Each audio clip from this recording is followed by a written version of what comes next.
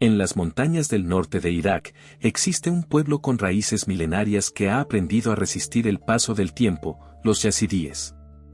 Una comunidad pequeña, casi invisible para el resto del mundo, pero profundamente ligada a su tierra, a sus tradiciones y a la esperanza de vivir en paz. Farida Khelaf era parte de ese pueblo.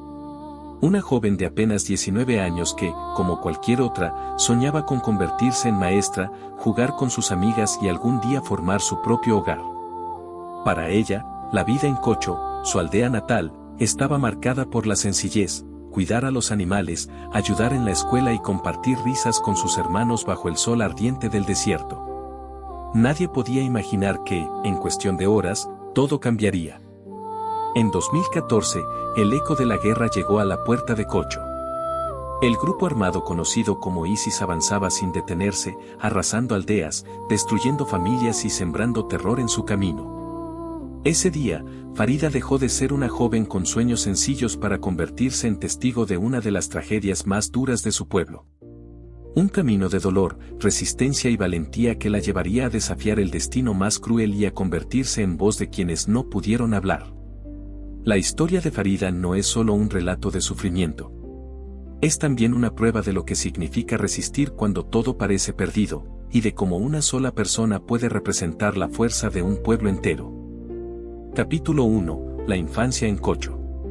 Kocho era un pueblo pequeño, perdido entre las colinas polvorientas del norte de Irak.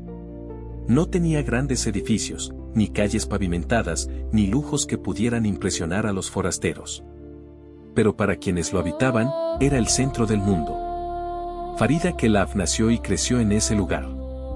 Sus recuerdos de infancia estaban llenos de imágenes simples pero profundas, el olor a pan recién horneado que salía de las casas al amanecer, los niños corriendo descalzos por los caminos de tierra, los ancianos sentados bajo la sombra de un árbol contando historias que hablaban de tiempos antiguos. Desde pequeña, Farida había mostrado un interés especial por aprender. Sus padres, aunque no tenían muchos recursos, la animaban a estudiar. La escuela era pequeña y humilde, pero para ella era un portal hacia un universo nuevo. Farida soñaba con ser maestra algún día, no solo por el deseo de enseñar, sino porque creía que la educación podía darle a su pueblo una esperanza distinta. La vida cotidiana en Kocho era sencilla. Al amanecer, las mujeres salían a recoger agua o a cuidar de los animales. Los hombres trabajaban en el campo bajo el sol ardiente. Y los niños, entre juegos y tareas, construían amistades que parecían inquebrantables. Para Farida, aquellos días eran un tesoro. Recuerda las risas compartidas con sus amigas al recolectar flores silvestres, las canciones tradicionales que se entonaban en las celebraciones, y los momentos de unión familiar alrededor de una mesa modesta, pero siempre llena de cariño. Aunque la pobreza estaba presente, también lo estaba la esperanza. Los yazidíes, pueblo al que pertenecía Farida, habían aprendido a convivir con la adversidad. Eran pocos en número, pero grandes en espíritu. Su religión, distinta de la mayoría en la región, había hecho que a lo largo de la historia enfrentaran persecuciones. Sin embargo, Kocho se mantenía en pie, aferrado a sus raíces. Farida, en su inocencia de niña y luego de adolescente, nunca imaginó que esa vida tranquila podía desmoronarse de un día para otro. Para ella, el futuro era un horizonte abierto, seguir estudiando, formar una familia, y quizás algún día regresar a enseñar en la misma escuela donde había aprendido a leer y a escribir. Pero ese horizonte pronto se oscurecería. Mientras ella soñaba con libros y pizarras, fuerzas que estaban más allá de su control se acercaban silenciosamente, decididas a arrancar a su pueblo del mapa. Kocho, aquel lugar lleno de risas y tradiciones, estaba a punto de convertirse en escenario de uno de los capítulos más dolorosos de la historia reciente. Capítulo 2. El día en que todo cambió. Era agosto de 2014. El sol caía con fuerza sobre las casas de adobe de Kocho, y el aire seco parecía inmóvil. Para muchos, era un día cualquiera, los hombres en los campos, las mujeres preparando pan, los niños jugando en las calles polvorientas. Pero en el aire se sentía algo distinto, como una sombra que aún nadie podía nombrar. Farida lo recuerda con claridad. Esa mañana, mientras ayudaba a su madre en casa, escuchó rumores que se extendían como fuego. Un grupo armado avanzaba hacia los pueblos yazidíes. Al principio, la incredulidad llenó el ambiente. Los mayores repetían que ya habían pasado por situaciones difíciles antes, que quizás solo eran historias exageradas. Pero la realidad llegó pronto. Camionetas con hombres armados entraron en Cocho. No eran soldados conocidos ni fuerzas locales, llevaban banderas negras, sus rostros cubiertos, y un silencio que pesaba más que los gritos. Eran combatientes del autodenominado Estado Islámico. Al principio, los habitantes del pueblo intentaron negociar. Se decía que si los yazidíes aceptaban convertirse a otra religión, podrían salvarse. Pero para ellos, renunciar a su fe era renunciar a su identidad, a siglos de historia y tradición. El pueblo eligió resistir en silencio, aunque no tenían armas ni ejército para defenderse. Los hombres armados fueron claros, los habitantes de Cocho tenían pocos días para decidir. La tensión se apoderó del pueblo. Las noches, que antes se llenaban de conversaciones bajo las estrellas, se transformaron en susurros temerosos. Farida veía en los ojos de su padre y de su madre un miedo que nunca había conocido. Finalmente, llegó el día. Los combatientes reunieron a toda la población en la escuela del pueblo, ese mismo lugar donde Farida había aprendido sus primeras letras.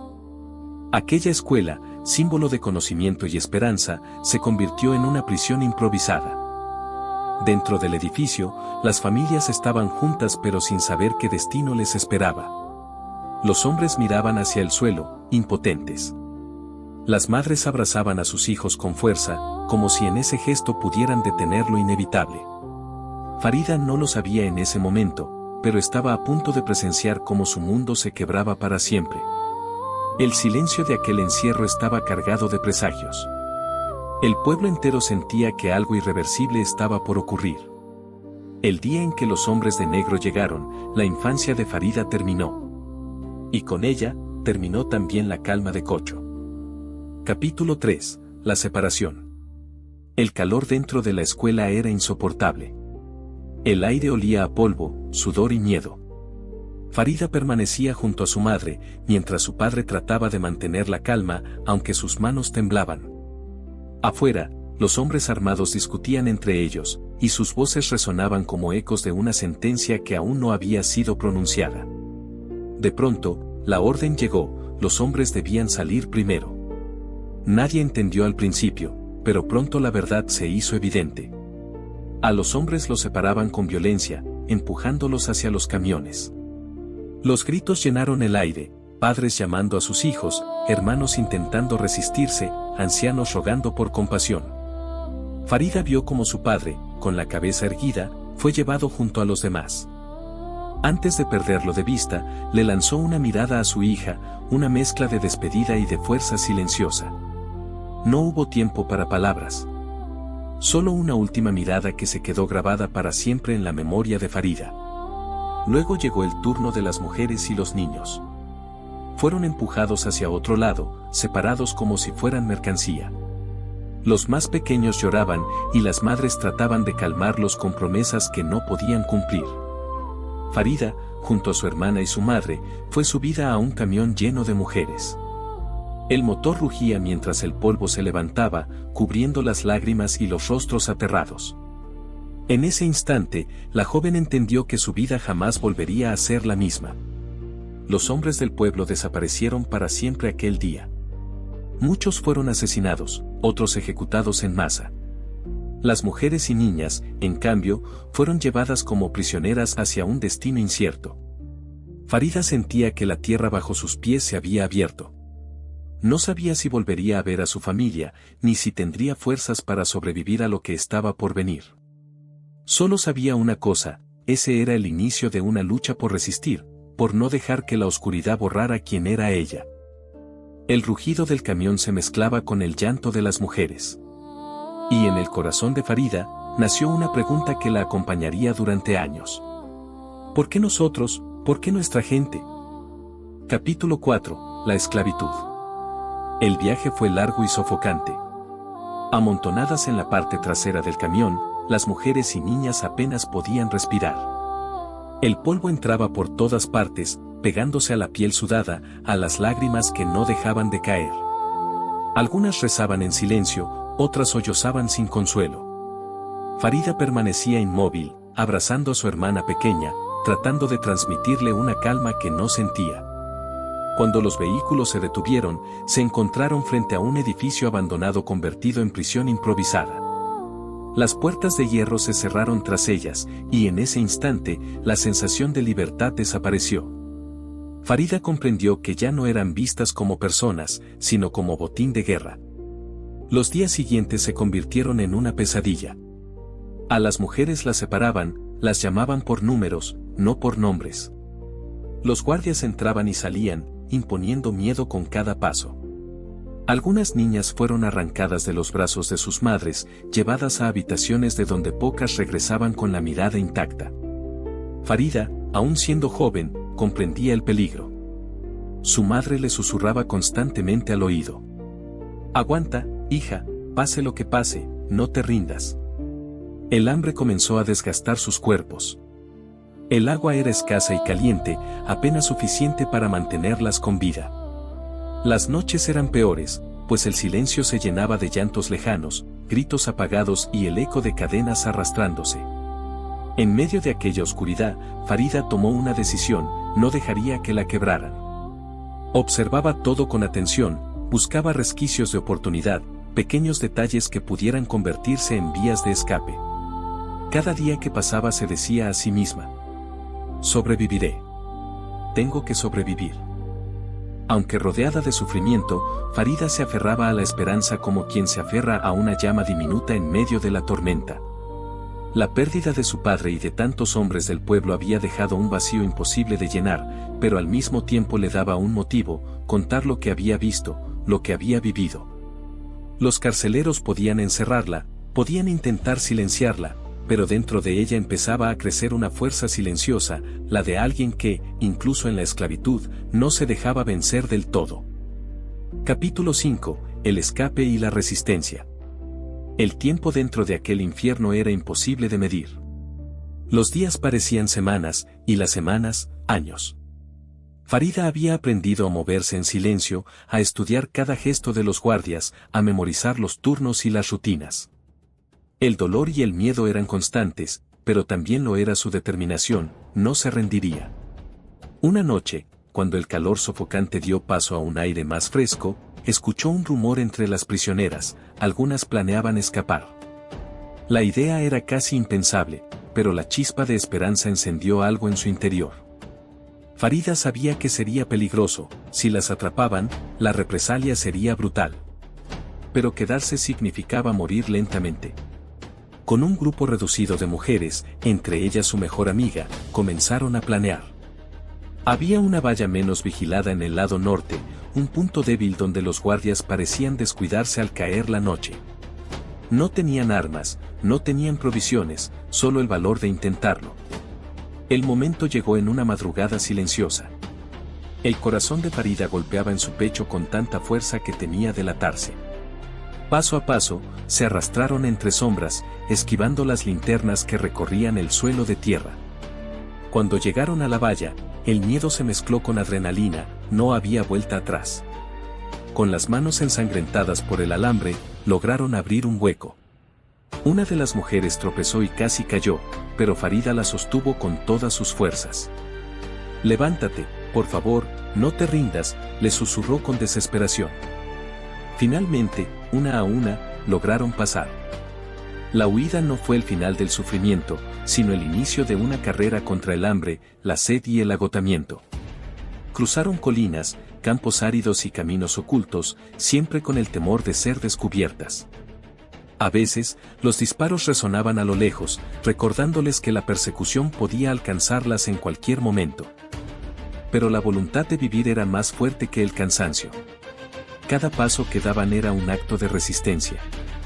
Farida, aún con las lágrimas corriendo por su rostro, levantaba la mirada hacia el horizonte: «Si sobrevivimos, el mundo sabrá lo que pasó aquí».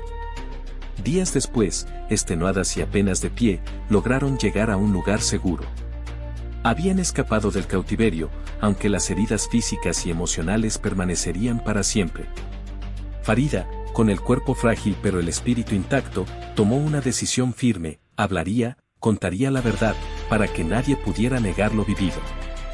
Aquel escape no solo fue una huida. Fue un acto de resistencia, una declaración silenciosa de que ni la violencia ni el miedo podrían borrar la dignidad de quienes se negaron a desaparecer en la oscuridad. Por favor, suscríbete, dale like, activa la campanita y comparte para que estas historias no queden en el olvido. Farida Khelaf sobrevivió a lo que parecía imposible. Escapó del cautiverio, pero no de las cicatrices invisibles que lo acompañaban.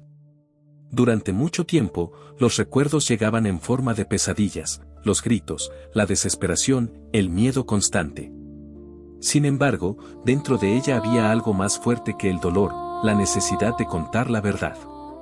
Cuando finalmente estuvo a salvo, su voz se convirtió en un arma poderosa. Se presentó ante el mundo no como víctima, sino como testigo. Narró con valentía lo que vivió, lo que vieron sus ojos, lo que sufrió junto a otras mujeres y niñas.